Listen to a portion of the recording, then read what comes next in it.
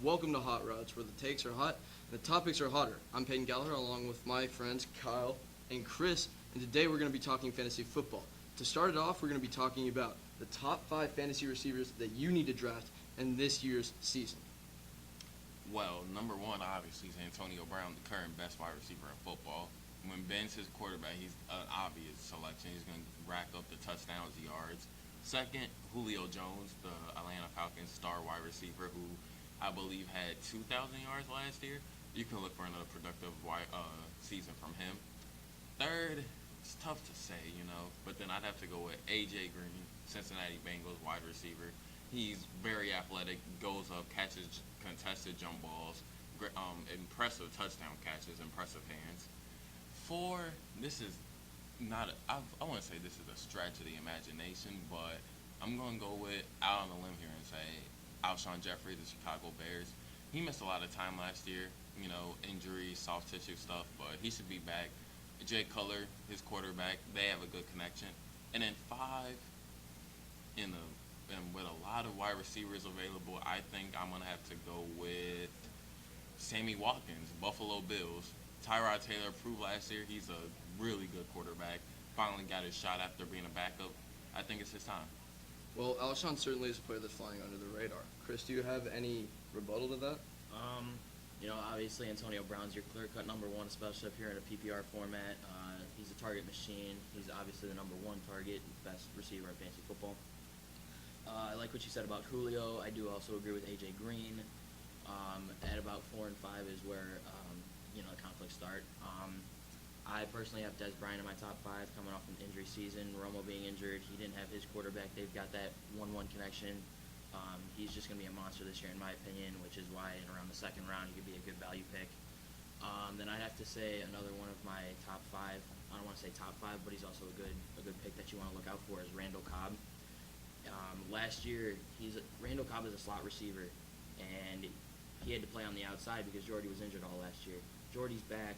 He's going to be in the slot. That's where Randall excels, and Randall Cobb is going to be a great flyer around the 5th or 6th round. It'd be a great pickup. Quick statistic, Antonio Brown is the first receiver in the last 5 years of fantasy football to lead all players in points scored. Okay, moving swiftly forward, David Johnson really broke out towards the tail end of last year. A lot of people are actually hypothesizing that he's going to be a top 5 talent in this year's upcoming fantasy football season. Do you disagree or agree with that? I agree most definitely. David Johnson, I believe he had a touchdown of every kind this past season. I mean, obviously his special teams doesn't matter in the fantasy league, but he's a good route runner, has good hands. And then as the bell cow for the Arizona Cardinals offense with that beefed up offensive line with Jared Valdir, Mikey Upati, DJ Humphreys, and they play hard-nosed football with Bruce Arians, and he's been looking for that type of running back, and he finally got one in David Johnson. I see David Johnson as like a one-hit wonder. Whoa. We got controversy. He started off as your third string because you had Andre Ellington and Chris Johnson. Ellington went down, Johnson went down, and now when David Johnson steps in, it's a great team, great quarterback, great offense overall. I just don't see David Johnson continuing that pace that he kept up with last year. I mean, he's not going to get a touchdown every game. He's not going to continue. He's not going to rush for 100 yards every game. That's not going to happen. He's not going to be that consistent fantasy player that you would take in the first round. He'd probably be, I think by the end of the year, he's probably maybe a 4th round value. I just don't see him as a top 5 pick, which is where he's going in more standard leagues. Nah, see, when you say one-hit wonder, I think of guys like Tim Tebow, who just came out of nowhere. David Johnson, he was third on the depth chart, but he went to Northern Iowa. Not exactly the biggest school. And then it didn't matter what production he had in Northern Iowa, he was highly productive. But, a small school, you obviously have that rap against you that, how do you go to a small school? Is he even that good?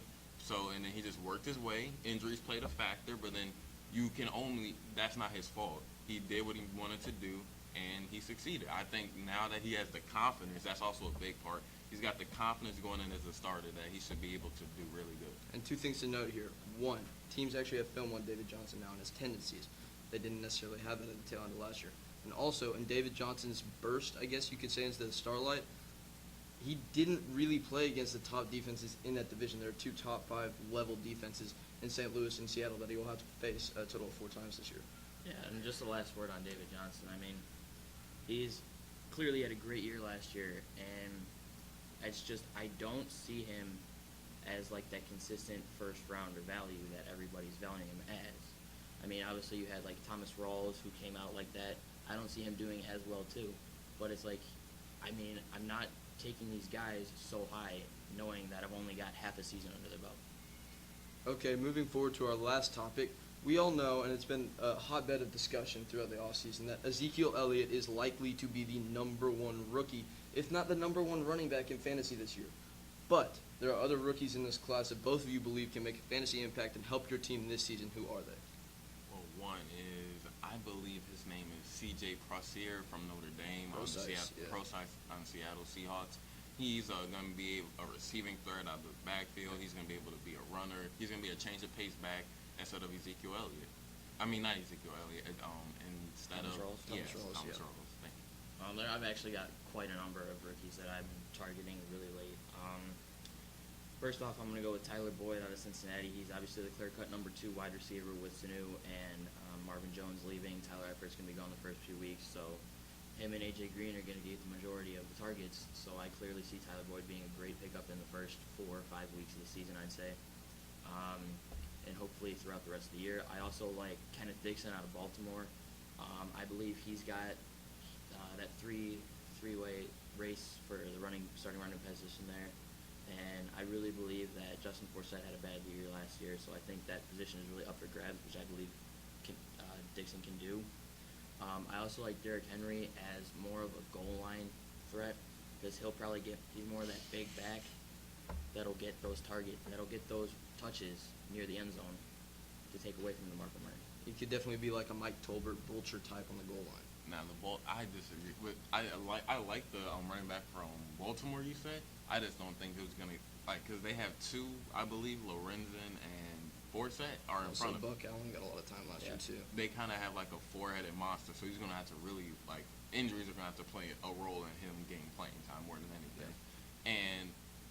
But yeah, I agree with you for the most part. Derrick Henry, I'm not a big as him as an NFL player, maybe a fantasy guy, because when they get in the goal line, I don't think DeMarco is going to get the amount of carries down there. I also think DeMarco loses the starting job by week 7.